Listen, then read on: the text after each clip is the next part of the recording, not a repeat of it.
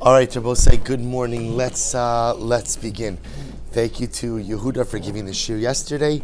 Let's begin today's daf as Yotes. We're picking up on the bottom of Yud Ches Amud Beis, the last line. So the Brisa said as follows: Ima chay ta'amar b'truma ad sheyatza min ha'hektish l'chol. So we'll say, so remember again. So the Gemara continuing a little bit with the Brisa. Chet, when mentioned with truma, ultimate top of your test. Ad sheyetze min ha'kodesh l'chol. So remember again, one only violates. We'll call it misappropriation of truma. When one goes in and takes it from its consecrated status and uses it in a mundane status. Min ha'kodesh l'kodesh. So we'll say first off, if you look at the Hagos at Siyunim, Os Aleph on the right hand margin of the page. So he adds on the Girsa, Afchei ta'amor b'me'ilah ad sheyetze min ha'kodesh l'chol. Therefore, we'll say paradigmatic Meilah is also when what? You take something that is consecrated and you go ahead and you use it in a mundane way. So we'll say, so that's the most basic idea. The same way that if I take Truma and I go ahead and I use it, I take it from Kodesh and I use it in a chol fashion. So to Meilah, if I take something that is Kodesh and I use it in a chol fashion, that is Aser. But when it comes to Meilah, the Gemara asks an additional question, Min HaKodesh LeKodesh.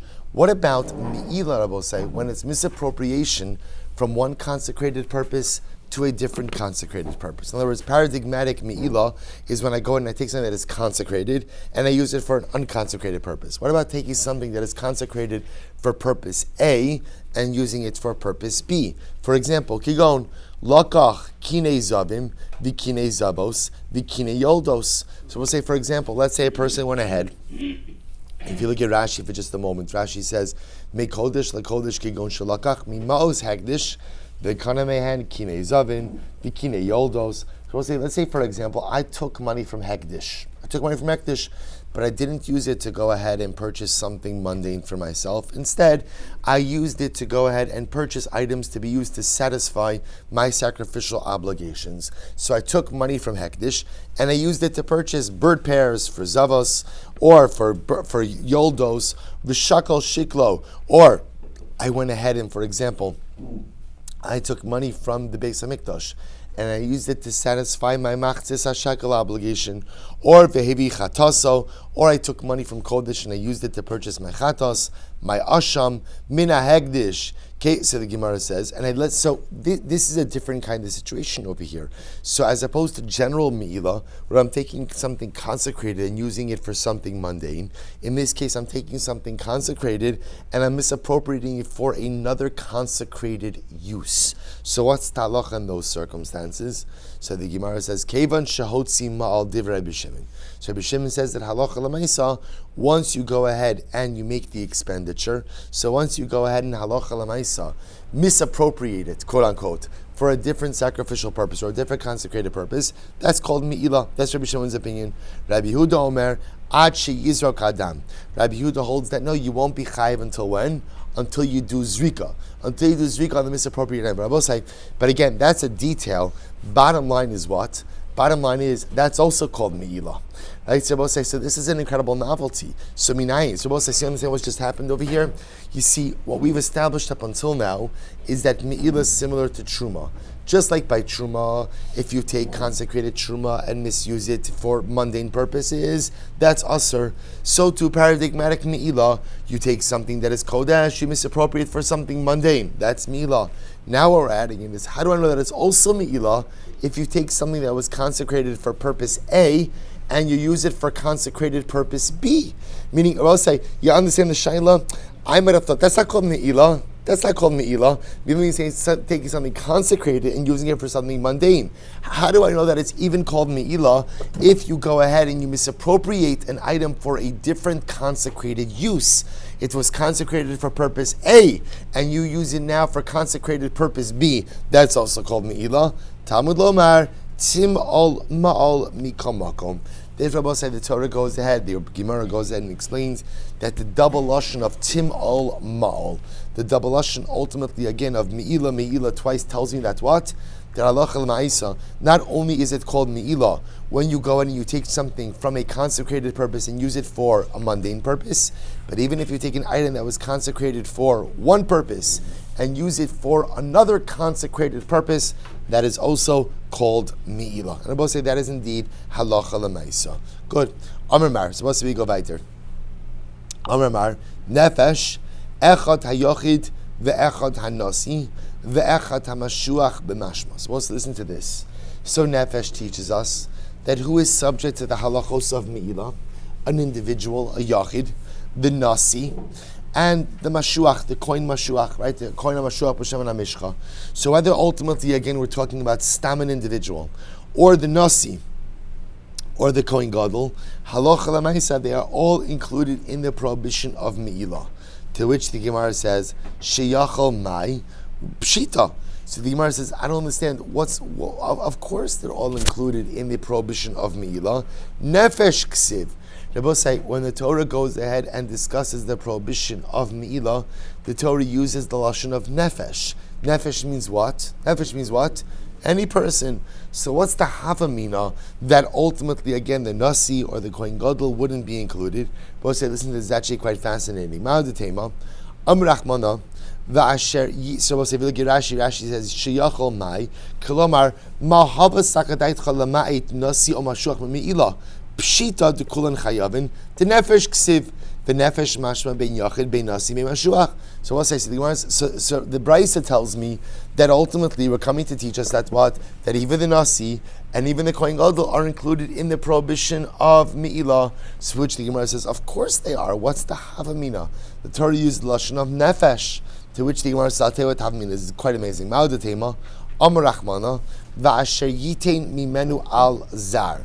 Shabbosai, the pasuk over here that the Gemara is quoting is talking about shemen hamishcha, anointing oil. So the pasuk says, Ish asher yirkach kamahu. So a person who will go ahead and literally make the combination, right? Literally, yirkach means to mix the ingredients. To mix the ingredients, like for the shemen hamishcha, v'asher yitain mimenu al zar, and whoever will place the shemen hamishcha on a zar. So we'll say zar means a non-kohen or non-melech.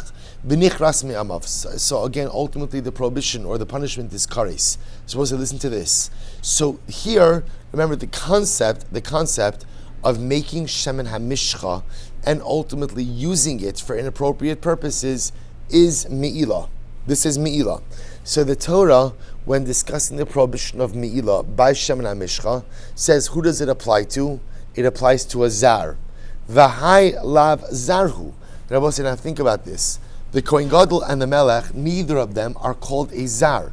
They're not a stranger when it comes ultimately again to the shemen hamishcha. Why not? Why not? Because I will say both are anointed with the shemen hamishcha, right? The kohen gadol is anointed, and ultimately again, kohen gadol is anointed, and halacha l'maisa a melech is anointed. So neither of them are called a zar vis-a-vis shemen hamishcha. So I might have thought v'hai lav zarhu the imshach bigave. So we'll say, I would have thought that since again a kohen gadol and ultimately again a melech, neither of them are called a zar vis-a-vis shemen hamishcha. Therefore, what I might have thought that the prohibition of Meilah does not apply to these individuals. Kamash malan that it does. Kamash will say that nefesh means that halacha l'maisa, the prohibition of Meilah applies even to those individuals who themselves are anointed with shemen hamishcha. Good. So I'll say, and again, obviously, it's not just that Meilah applies to them by shemen hamishcha; it's that Meilah will apply to them in all circumstances. So I'll say, so therefore, again, so just so we're following the drushes over here, Timal Ma'al, from that we learn that Meilah applies even when you go ahead and you repurpose something from one Kodesh purpose to another Kodesh purpose, not just when you redesignate something from Kodesh to Chol. Nefesh teaches me that even those individuals who might have permitted use with certain consecrated items are still subject to the general halachos of Meilah. Next, so the Gemara now says, so we'll say something amazing. Va'aksha rachmana l'sota ula'avodas kochavim uletruma. So let's listen to this. The Torah equates, or the Torah compares Meilah to sota, to idolatry, and to truma. So watch this. So we'll say, in other words, to teach us that we learn different halachos from these different circumstances to Meilah. The sota, so what's the comparison between sota and Meilah? It's actually quite interesting in sota. The afagav de la pagam. So we'll say, see, even though, this is actually quite interesting, by sota, by sota. If you take a look at Rashi, so the Gemara says over here. Rashi says over here. No. Fine, we'll just do this outside. So the Gemara is like this. So by sota, afagav lo pagam. Now, both say, what does it mean afagav lo pagam? The claim of sota, is made against a woman who is not a besula. So therefore, both say, technically speaking, right? Because remember again, sota is a din in ashes ish. You have a married woman who is accused of alleged adultery. So I say, so what happens in the sota claim? Afagav lo pagam. Pagam literally means like there was no depreciation. What does that mean? I was saying. So the halacha lemaisa, the claim against sota does not lower her quote unquote value. Gabe hekdish nami. So we'll say so too again. There is a case of Meilah that could be Meilah even though there's not a depreciation. What's the case of Meilah where there's no depreciation? We'll say this goes back to the Mishnah. Nasna tabas biada ma'ala. Because we'll say the Mishnah pointed out that although the paradigmatic case of Meilah is off, we assume the paradigmatic case of Meilah is where you diminish the value of an item through non-consecrated usage or through mundane usage. There is a case of Meilah that's compared to sota. Just like by sota, it's an accusation that quote unquote doesn't devalue her. No, it sounds a little bit strange, but doesn't devalue her, right? We'll say so too again. There's a case of Meilah that could be a Meilah even without devaluation. What's that case? Where ultimately, again, she wears a golden ring that belongs to the Beis HaMikdash, where even though the act of wearing the golden ring does not diminish the value of the ring, nevertheless it's called Meilah. Also remember again, that goes back to the Mishnah, where the Mishnah essentially says there are two avenues of Meilah. You could commit Meilah by diminishing the value of something by a pruta, or by something that is not devalued by getting a pruta's worth of hana'ah from it, even though the value remains the same. So I'll say that's the comparison between Meilah and sota. Ki akshirach manalav avodas kochavim. So I say when the Torah compares ultimately Meilah to avodah zara, this is quite fascinating. Da'ad de'is ba shinui. Both say you only commit avodah zara when there's a shinui. When there's a change, we'll say this is incredible. What's the shinui by avodah zara? Look at Rashi for just a moment. This is really an incredible Rashi. Second of the intermediate lines. Rashi says, "Akshi rachman al avodas kacham da'ad isbe shinui shemeshana atzmo mishchina la'avodas kochavim." It will say, what's the shinui by avodah zara? I switch teams. Mishana atzmo. I change myself, I change my orientation. Ultimately from what? From HaKadosh Baruch Hu to Avodah Zarah. I will say an incredible thing. So just like by Avodah Zarah, there's a shinui, Kabe Hekdish, so too by Meilah, you only violate Meilah when? Ad de bika bekardum, beyifka mapagim. So that goes, removes that phrase. Ultimately, I am nifam apagim. So to say, just like by avodah zara, I only commit avodah zara when there's a shinui. I switch my orientation from HaKadosh Baruch Hu to avodah zara. So too by Meilah, there has to be some type of shinui as well. Take a look at Rashi. Gabe hekdish nami ad debika bekardum. Ad seichulin dishina mimeleches kodesh lemeleches chol. So I'll say, so too by Meilah, I only commit to Meilah if there's some type of shinui as well. So the example that Rashi brings is I use the axe, which ultimately was originally used to cut wood of hekdish, and now I use it to cut wood of chol. So just like avodah zara requires a shinui, some type of change in orientation, so to Meilah requires some type of change in orientation as well. Aksha rachmana l'truma. So I'll say, so remember again, Meilah is compared to truma. What's the comparison here? Ma truma ki yochal. So when it comes to truma, in order to ultimately again violate truma, what that means is in order to misappropriate truma, what do you have to do? Ki yochal. You have to eat the truma. In other words, both say, when are you chayiv for misappropriation of truma, which again, done b'shogeg, requires what? A repayment of the principal plus a penalty fifth. That's if you consume it. Prat lemazik. They both say this is actually quite interesting. If you go ahead and look at Rashi, matruma prat lemazik, shim shafach ochlin o mashkin shel truma v'lo nen and sheinu chayiv. They both say it's actually very interesting. If halacha lemaisa you take truma and you go ahead and you damage it, You damage it. You have truma wine and you spill it on the ground, or somehow you ruin truma food. What's the halacha? What's the halacha? You're patur. Now, I will say there's no payment set. Now, again, I just want to point out, this is before the truma belongs to the kohen. You see, before truma belongs to a kohen and you damage it, so halacha l'maisi not chayiv. Why not? We learned this before. I will say this is called mamon she'ina le'atovin. See, I will say as much as the truma belongs to a kohen, ultimately, again, no one particular kohen can claim rights to it.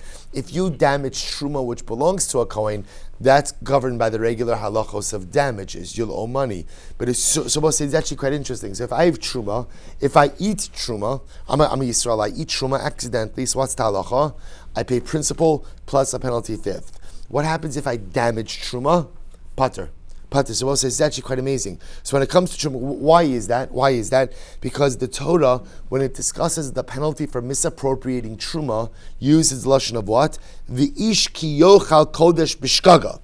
The Torah says if you eat it accidentally, that's why there's the chiyuv ultimately for principal plus penalty fifth. But if you damage it, if you just somehow destroy it, you spill it on the ground, you damage it, for that you're pater. So the Gemara says, Ma truma ki yochal prat lemazik Gabe hekdish nami kol davar achila kimazik le pater. So the same halach applies to Meilah. The comparison between truma and Meilah teaches me that just like by truma foods, if I consume it, I'm chayiv. But if I destroy it, I'm pater. So too by Meilah. If we're talking about again Meilah by kodesh foods, if you eat it, you are chayiv. But if you destroy it, you are pater. That's what the comparison teaches me. Beautiful. Keitzad nasna katla. So remember again, going back now to the Mishnah. So again, three different comparisons between Meilah, between Sota, between Avodas Kochavim, and to Truma. Ultimately, again, teaching me three different halachas by Meilah. Good. So now remember again, the Mishnah spoke about the idea that when it comes, for example, to benefiting from, let's say, gold that belongs to the Beis HaMikdash. So the example the Gemara gave was the she'ein bo pigam kevan sheneh mal. So if you get benefit from something that belongs to the Beis HaMikdash that is not really subject to depreciation. So the halacha is, once you benefit from it, you have committed Meilah. So the Gemara gave, what's the example of something that is not subject to depreciation? The Gemara gave, what was the example? Gold, right? The example is Ketzad, Nasna Katla B'tzavara, Taba'as Biyada. So what's the example was, if one puts on a golden necklace that belongs to the Beis HaMikdash, or she wore a golden ring that belongs to the Beis HaMikdash, once she got a pruta's worth of benefit, even though what? The gold has not been depreciated, halacha l'maisa, she is chayiv for Meilah. So what's interesting about this is as follows. The Gemara is presupposing that when you wear something golden, there is no depreciation that occurs. So the Gemara says, Amrle, so Keitz Nasakatla, Amrle Rav Kana Rav Zavid, Vedava Lav Bar If Gumihu.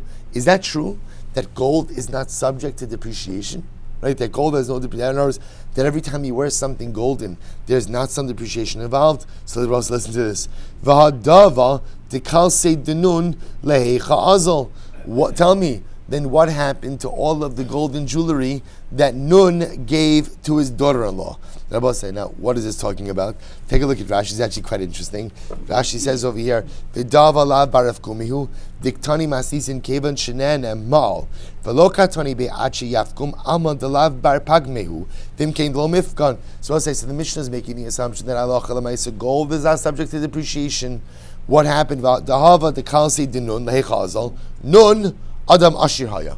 So we'll say this guy Nun was apparently very wealthy. V'nasav zav harbe v'tachshit l'kalaso. And again, when his son got married, so Nun provided many beautiful golden pieces of jewelry to his daughter-in-law. Ukishanasan la shaklo. When he gave his daughter-in-law the jewelry, they weighed the jewelry. I don't know, insurance purposes, whatever the reason is. He wasn't sure if the shidduch was going to work out. He wanted to make sure. Whatever the mitzias was, they weighed all of the jewelry. And what happens? Ula achazman shaklo v'nimtza chasr mimishkalo. And sometime later on, they re-weighed the jewelry, and it turned out that what? That the gold had diminished. diminished in volume, diminished in weight. Alma zav nami asodi pagim. So what do you see from here, Bosai? You see from here that gold does diminish, right? The Mishnah makes it sound like gold never diminishes, but you see from here that gold does diminish. Amrale dilma dava diramyan kalasechu. So listen to this, Bosai. So remember again. So just so you understand, this conversation is Rav Kahana to Rav Zavid. So Rav Zavid said back to Rav Kahana. Rav Zavid said back to Rav Kahana, the truth is maybe his daughter-in-law is just like your daughter-in-law. So getting a little personally over here. So what does that mean? So apparently again, what happened? Sometimes daughters-in-law do not necessarily treat the jewelry they get from their in-laws with the greatest amount of respect. So what happens? They throw it around, they leave it around. So what happens? If you don't take care of the jewelry, that's when the jewelry diminishes in weight, diminishes in volume. If you care for your jewelry, then ultimately, again, it retains its weight. If you don't, so what he's saying over here, it's not necessarily such a raya over here, because maybe our daughters-in-law are just not taking care of the jewelry as they should be taking care of the jewelry. Va'od, nehi delo ika na, I'm sorry, nehi delo ika nano pagam la'altar, li'ola milo ika pigima. So we'll say furthermore, again, and this is really what the Gemara answers, is at the end of the day, everyone agrees that halacha l'maisa over time, of course, gold diminishes. What the Mishnah means to say is like this: there are certain items that when you benefit from them, the diminution in the item is felt immediately. So we'll say, right, the decrease, right, is felt immediately. So everyone agrees, because we'll say that gold over time, just by usage, of course, will diminish. That's the nature of any material item. But the idea is you cannot link a certain decrease in the volume of the item with every single time it's used. So if a woman puts on a gold necklace, or she puts on a gold ring, so it's not the pshat that if you weigh it before she wore it and if you weigh it after she wears it, that there's going to be any type of decrease. Does a decrease occur? Of course. Over time, everything decreases, right? The gold decreases, we decrease, everything material decreases over time. The idea that the Mishnah is saying is there are two categories of items. There are items, when you use them, the decrease is immediately discernible. So for those items, Rabosai, ultimately, Meilah is measured in a quantifiable decrease in the material of the item.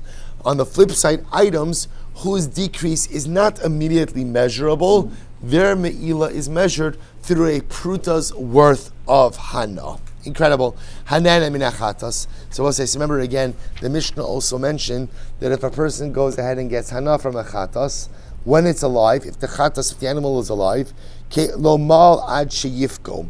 Ultimately, again, you do not go ahead and affect Meilah until you actually diminish the value. But once it's dead, then halacha l'maisa, any amount of hana ultimately is considered to be Meilah. To which the Gemara says, Michdi, let's analyze this. I don't understand. If you're talking about an actual chatas, and halacha l'maisa again, you have a carbon, and the animal is a tamim, the animal is unblemished, it's perfect, then ultimately, again, it's no different than a golden cup. What's halacha with a golden cup, Rabbi Osai? As soon as you get then we assume that it does not really diminish in value, because also you have to understand something very interesting. When an animal is omed to be offered up as a carbon, so we'll say, so the truth is, a diminution in value doesn't really matter, right? Because halacha l'maisa, once it's designated as a carbon, it's a carbon. Whether it's worth, $100 or $98, it doesn't make any difference. A carbon is a carbon is a carbon. So essentially, if it's a tamim animal, then halacha l'maisa, it's no different than a golden cup. In which case, Meilah should be measured not by diminution of value, but rather a pruta of actual use. If it's, to which the Gemara says, Amra Papa, what's the case? Be'ba'alas mumaskinon. We'll say the case in the Mishnah actually is where an animal was a chatos, but then developed a mum. We'll say, what's the status of a chatos that has a mum? What's the status? You cannot offer it up. If you cannot offer it up, it is considered to be more like kache bedek habayis, right? And ultimately that animal no longer really has sacrificial sanctity. Rather, what does that animal have? Financial sanctity. Once it has financial sanctity, then Meilah is going to be measured how? by diminution in value. So we'll say a very interesting halacha. So when it comes to Meilah, ultimately again, of an actual sacrificial animal, so Meilah is measured by a pruta's worth of hana. If I get a pruta's worth of hana, that's called Meilah. We don't measure Meilah in diminution of value. Why? Because by a carbon, we don't look at value. Because I will say, once an animal is a carbon, an animal worth $100 with an animal worth $95, there's no difference vis-a-vis the Beis HaMikdash. Once you're a chatas, you're a chatas. However, if you're a Baal Mum which no longer has sacrificial sanctity, has financial sanctity, once you have financial sanctity, then we measure Meilah by what? By diminution in value. Then Allah Chalamayis, you've committed Meilah once you've diminished the value of the animal by at least a pruta. Incredible. Next Mishnah. We'll say a very interesting case here. Nene bechatzi pruta upagam kechatzi pruta. So we'll say it's an interesting case. I'm committing Meilah, and what happens? I go ahead and I benefit from the animal a half a pruta amount. So I actually get a half a pruta of hana, upagam bechatzi pruta, and I diminish the value of the animal or of the item by a pruta. So we'll say, so over here, this is what we call hybrid Meilah. So remember, in the previous Mishnah, we established that essentially there are two different possible cases of Meilah. Either if an item is subject to depreciation, if you depreciate its value by a pruta, that's called Meilah. If it's not subject to depreciation, then ultimately, if you get a pruta's worth of hana, that's called Meilah. So what happens if you did a little bit of a hybrid? I have an item, and what happened? I go ahead and I get a half a pruta worth of hana, and I depreciate it by a half a pruta. Right? So both say, shenene b'shavar pruta b'davar echad, upagam b'shavar pruta b'davar achar, or I both say for that matter. Now this case is a little bit different. In this case over here, Rashi points out that I am dealing with an item sheyesh bo pegam. I am dealing with an item ultimately, again, that is subject to actual depreciation. But instead, I went ahead and what? I got hana v'shavar pruta, or I depreciate it by shavar pruta. We'll define this case in just a moment. Lo ma'al, the Rabbi said the halach is you have not committed Meilah. Ad hana b'shavar pruta, the yifkom b'shavar pruta. So we'll say now what we're saying over here is as follows: that halacha l'maisa, if an item is subject to depreciation, you're only chayiv Meilah if you both got hana from a shavar pruta and what? Depreciated it by a shavar pruta. So both say you need both of. If an item itself is subject to actual depreciation, the way Meilah works is I must get a pruta's worth of hana while simultaneously depreciating the item by the value of a pruta. If there's simultaneity, if those two things occur, hana of a pruta, depreciation of a pruta, then halacha l'maisa, I have committed Meilah. We'll say, obviously, we're talking about something that is subject to depreciation. If the item itself is not subject to depreciation, then we go back to the previous Mishnah. What's the halacha? If something is not subject to depreciation, when do you have Meilah? When you get a hana's worth of hana. It's not subject, but again, assuming that it's subject to depreciation, you're only chayav from Meilah if you both get hana and depreciate the item at the same time. If that doesn't happen, you're pater. I'm sorry? And they're not mitzarif. And then that's the idea, they're not mitzarif either. So a chatzi pruta of hana and a chatzi pruta of depreciation doesn't work either. It has to be a pruta of hana that results in a pruta of depreciation. So the Gemara goes right to ein moel achar moel. Both another incredible case. Ein moel achar moel b'mukdashin. Both say the halacha is there is no case of Meilah achar Meilah by mukdashin. So both say, which in other words, which essentially says that once you go ahead and you commit Meilah with a consecrated item, that item is no longer subject to Meilah. What's the logic there? The logic there is both say because what happens after you commit Meilah with something? What happens? You deconsecrate it. That's effectively what happens. Once you commit Meilah, you deconsecrate the item. Once the item is no longer consecrated, then what? Then obviously it cannot be subject to Meilah a second time. So we'll say, so this is Ein Moel Acher Moel B'Mukdashin.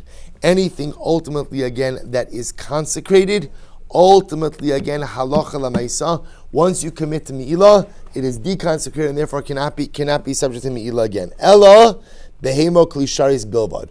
Rabbi said with one exception, or two exceptions. The two exceptions that are behema. Rabbi said, so this is a behema of kachem mizbeach, a sacrificial animal, can be subject to Meilah multiple times, and klisharis, and ultimately again a service utensil. So okay, so Rabbi say, so again, so therefore halacha l'maisa. So this is a very important principle. So in general we say ein Meilah acher Meilah b'mukdashin. Anything that is hekdish, Rabbi say hekdish really referring to kachem mizbeach. Anything ultimately again that is sacrificially sanctified, once you commit Meilah with it, you've deconsecrated it. Once you've deconsecrated it, it is not subject to Meilah, with two exceptions. Kachem mizbeach, animals, right, karbanos, and klisharis. We'll see why that is. Ketzad, what's the example of this? Ketzad, rachav al gaibe behema. So we'll say if you went ahead, we're talking about it. So if you rode on an animal that was consecrated as a karban, ubachavero v'rachav, let's make it a party, right? So what happens? Rabbi say, I ride the carbonic animal. I invite my friend. He invites his friend, and everybody's getting, kachem mizbeach pony rides, right? So everybody's going ahead and getting rides on the carbonic animal. What's the halacha? Kulan malu. Everyone has committed Meilah. Shasa b'kos shel zahav. Similarly, again, if I have a klisharis, I have a golden klisharis, and I decide to drink out of the golden klisharis, uba chavera v'shasa, and then my friend comes and drinks out of it, uba chavera v'shasa, and then my friend drinks out of it, kulan malu, everyone has committed Meilah. Talash min achatas. Similarly, if I go ahead, I have a chatas animal, and I go ahead, and what happens? I pull out some of its wool. Uba chavero v'talash, and then my friend comes out and pulls out some wool. Uba chavero v'talash, kulan malu. Ultimately, again, all of them have committed Meilah. Because Rabbi say again, so even though we said that there's a general principle that ein Meilah achar Meilah by kachim, by mukdashin, that in general, if something is consecrated for the mizbeach, once the first person commits Meilah, the item is no longer subject to Meilah. The exceptions to that rule are karbanos, animals that have been pledged to the mizbeach, and klisharis, and a golden kli. So Rabbi says, Kol davar she'ein lo pidyon, yesh bo ma'al achar ma'al. Rabbi says, any item that is not subject to pidyon, right? That is not subject to pidyon. So there's a version that changes is to pagam, but we're going to leave it as pidyon. Yesh bo ma'al achar ma'al. Any item that cannot be redeemed, ultimately again has pidyon achar, has Meilah achar Meilah. And I will say, now ostensibly Rebbe is saying the same exact thing as the Tanakama, because that's what Tanakama said. Tanakama said, we'll say, what's something that's not subject to pidyon? What's an example that's not subject to pidyon? A karban. We'll say, if you have an animal designated as a karban, you can't redeem that. In other words, you could redeem it once it develops a mum, as we'll discuss. But lamaisi, again, if you have a chatos, you can't just decide to redeem that animal and use it for something else. So Rebbe seems to be saying the same thing as the Tanakama, which is any item that is not subject to pidyon, yesh bo Meilah achar Meilah. Look at Rashi for just a moment. She'ino nifsal b'begima dahinu kol davar she'ino pidyon ki hani behemo klisharis tamina mastis yesh bo Meilah achar Meilah. Gemara Farish make it another. So Rebbe seems to be saying the same exact thing as the Tanakama, namely, any consecrated item that does not have pidyon, ultimately again will be subject to Meilah achar Meilah. Okay, what's something that does not have pidyon? Pretty much karbanos. Right, karbanos, we'll say stam carbon, animal set aside as a carbon, does not have pidyon. So what's there seen? Rabbi Tanakam, we'll see in the Gemara. Good, says the Gemara, mani mas nisin. So we'll say, whose opinion does our Mishnah reflect? Rabbi Nechemyahi. The Sanya, ein moal acha moal, ela bebehema bilbad. So we'll say, because the Bryce says as follows. In general, we say, there is no Meilah after Meilah. In other words, we'll say, so in general, once you commit Meilah, so the object itself is no longer subject to Meilah. We'll say the logic being, Once you've committed Meilah, you've deconsecrated the consecrated item. Once it's deconsecrated, it obviously is no longer subject to Meilah. Ella bebehema bilbad. We'll say the exception to this is an animal that is consecrated as a karban is still subject to Meilah even after it has been used in a deconsecrated fashion. Rabbi Nechemiah says it's not just a behema, he holds behema ukli shares. This applies both to a behema as well as to a service utensil. My time at the Tanakama, so we'll say, what's the Tanakama's lashon? Why doesn't Meilah apply to a behema? Kasavar beinyane de behema ksiv. Because they will say, interestingly enough, he holds that what? Rabbi Nechemiah holds, Tanakama holds, that Allah Lamaisa, the concept of Meilah Rabosai is ultimately again mentioned by Behema, Be'el Ha'asham. So I'll say, interestingly enough, the concept of Meilah itself is brought down in the context of Karbanos. So therefore, I will say, because of that, look at Rashi for just a moment.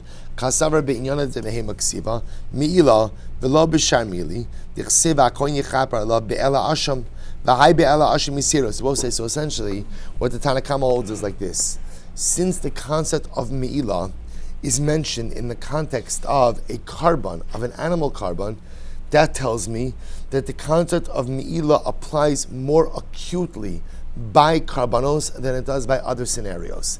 How does it apply more acutely? That by other situations, what's the halacha? Once you commit Meilah, then what, Rabbosai? Then what? The object is no longer subject to Meilah. The exception to that rule is going to be behema, where even if you commit Meilah with the behema will still be subject to Meilah. Why?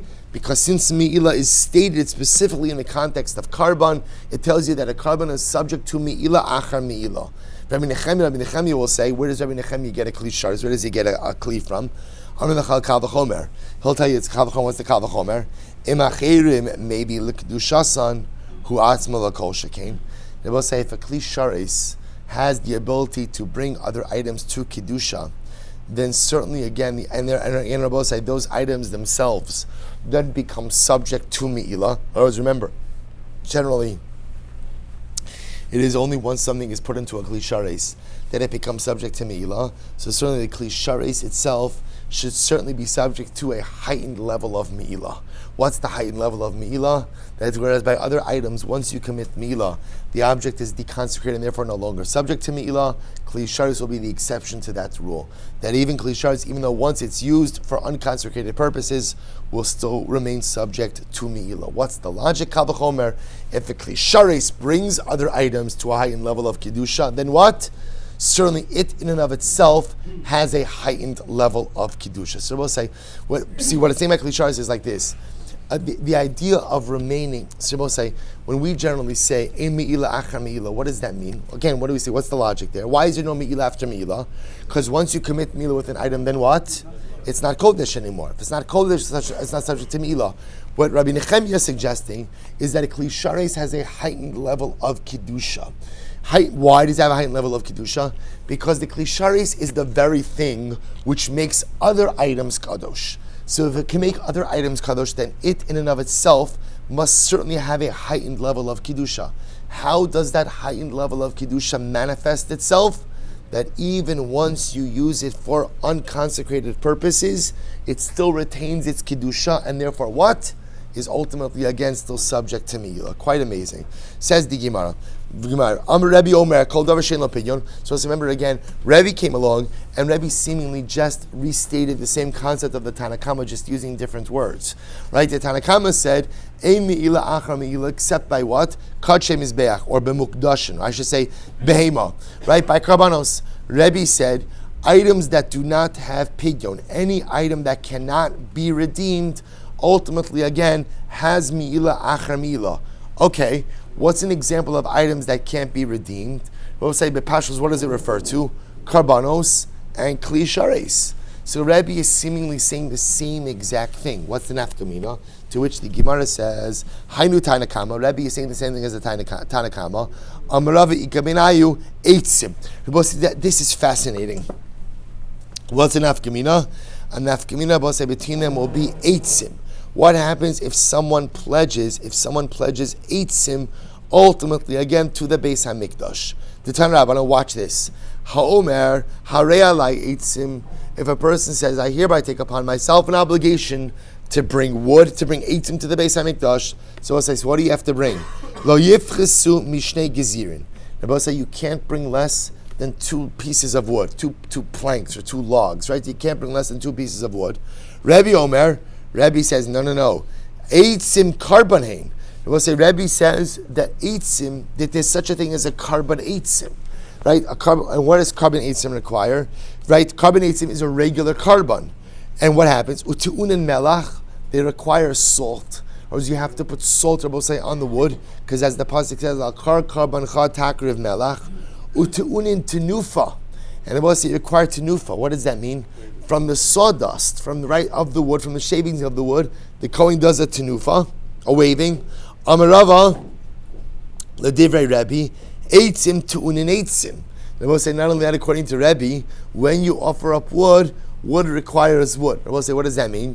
You might have thought that when you offer up wood to the Beis HaMikdash, so ultimately, again, that wood, you could just burn it straight. You don't need a pyre underneath it. Rabbi says, no, you need to bring wood in order to burn the wood. So I say, so what do you see from here? Right? Rabbi, actually, according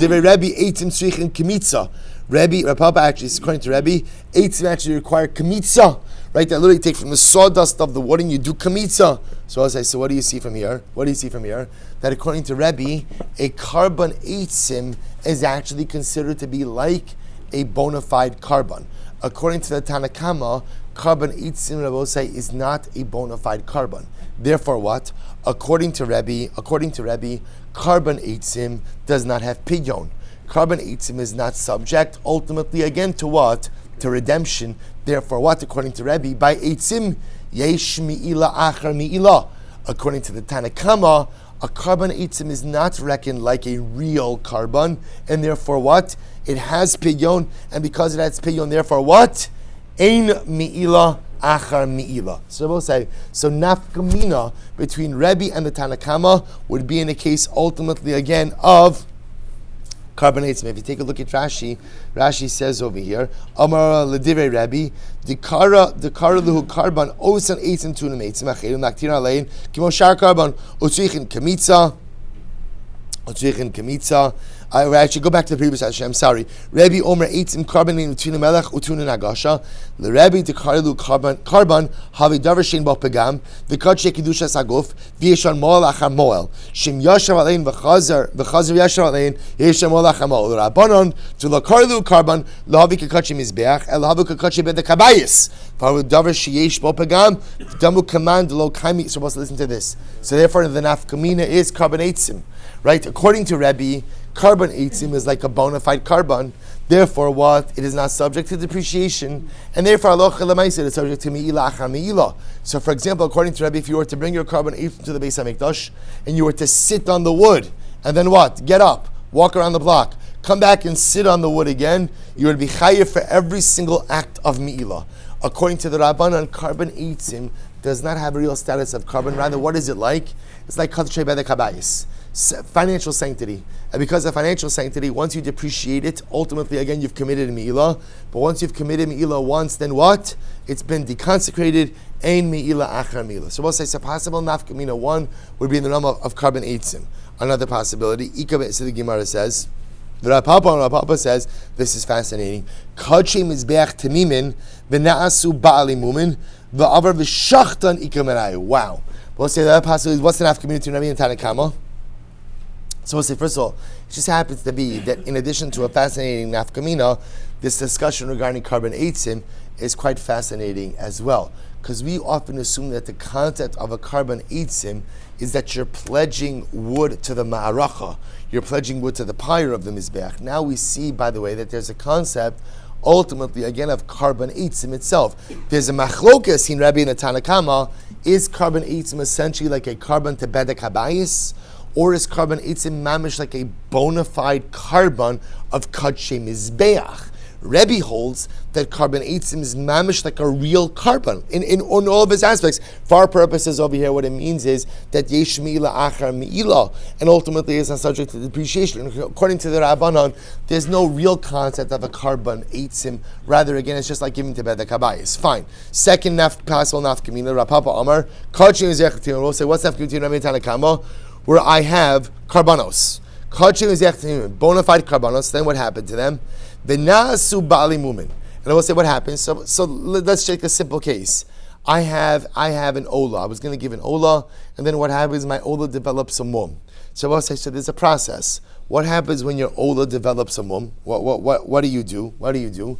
You redeem it. You use the money to go ahead and purchase a new ola, and whatever happens to them happens to them. So we'll say, so what happens? So now in this case over here, my ola developed a mum, and before I had a chance to redeem it, I shechted it. So I will say, so what's the status of this animal? So the Gemara says, Vatanya, because we learned, Kachim is ve'achtamimin v'nasu balei mumin. So we'll say, if I had a bona fide carbon that then developed a mum, and before I had a chance to redeem it, I slaughtered it. Rabbi Omer Yikavru. Rabbi says, ultimately, again, it has to be buried. The Chacham say Yiftu. I could redeem the carcass of the animal. Look at Rashi now. Rashi says, Kachim is ve'achtamimin shenasu balei mumin kachim. Achlo niftu. Rabbi Omer Yikavru. Rabbi says, you bury it. Therefore, what is that teaching? Mishum de kasavar hakol hayu bichlal namadaracha. Afilu kachim zech. V'hani lo esher ba'madaracha dohamesu. Hilchach yikberu hova lesu pedia. Hilchach yesh bahen moel acher moel hanal. So let's listen to this. Rebbe holds that if you shechted the Baal Mum carbon before you had a chance to redeem it, that animal retains its sacrificial sanctity because it was never redeemed. Because it retains its sacrificial sanctity, therefore, again, you have to bury it. You can't do anything with it. But what that does mean is if after you shechted it, you committed Meilah with that carcass, even if multiple people committed the Meilah with that carcass, what's the halacha? They're all in violation of Meilah. Why? Because the sacrificial sanctity of the animal is still intact. And the interesting part is, even though I obviously can't offer it up as a carbon, Rebbe holds, since you didn't redeem it, the sacrificial sanctity remains. Because the sacrificial sanctity remains, it's looked at as kachem mizbeach, and because it's kachem mizbeach, therefore what? Yesh me'ilah achar me'ilah. According to the Tanakama, on the other hand, once the animal has been slaughtered, sacrificial sanctity is gone. It may still be redeemed, and because it still can be redeemed, therefore what? It has financial sanctity, not sacrificial sanctity. Because it has financial sanctity and not sacrificial sanctity, therefore what? If somebody committed a Meilah with it, therefore what? It's been deconsecrated. So the first person who commits Meilah, ultimately will be in violation of Meilah, but ein Meilah achar Meilah. So we'll say, so two possible nafkaminas ultimately again between Rebbe and the Tanakama. So we'll say, here's what's interesting. Everyone's agreeing on the principle. The principle is that ultimately, again, by mukdashin, by items that have physical sanctity, yesh me'ilah achar me'ilah, right? That they cannot become deconsecrated. The paradigmatic example of that, Rabbi say, are animals, right? Are karbanos, or again, are according to our Mishnah, klishares. These items do not lose their sanctity even after they are misused. To be contrasted with what? To be contrasted with items that have financial sanctity. Everyone agrees that if an item has financial sanctity, therefore what? Like Kacheh B'dei Kabayis, once you commit to Meilah, what happens? You've deconsecrated it. Once you've deconsecrated it, therefore what? It's chulin, which means if someone commits another act of Meilah, what's the halacha? Ein Meilah achar Meilah. Rebbe seems to say the same thing as the Tanakama. Now we see again two possible nafkaminas between Rebbe and the Tanakama. Either, number one, carbon eitzim. Rebbe holds that carbon eitzim has kiddusha sagofa, sacrificial sanctity. Therefore, yesh Meilah achar Meilah. Whereas the Tanakama holds carbon eitzim has financial sanctity, and therefore ein Meilah achar Meilah. Or possibility number two, Rebbe will say, is where a carbon developed a mum and you shechted it before going through the process of redemption. According to the Tanakama, once it develops a mum, it no longer has sacrificial sanctity, it only has financial sanctity. Therefore, not subject to Meilah achar Meilah. Rebbe holds that if that animal was slaughtered before it was redeemed, it retains its financial sanctity, and therefore yesh Meilah achar Meilah. Stop over, pick up Emirat Hashem at the Mishnah tomorrow. Why did the ones who come after the first one Why do they have to be? They have to be sure. They have to use due diligence to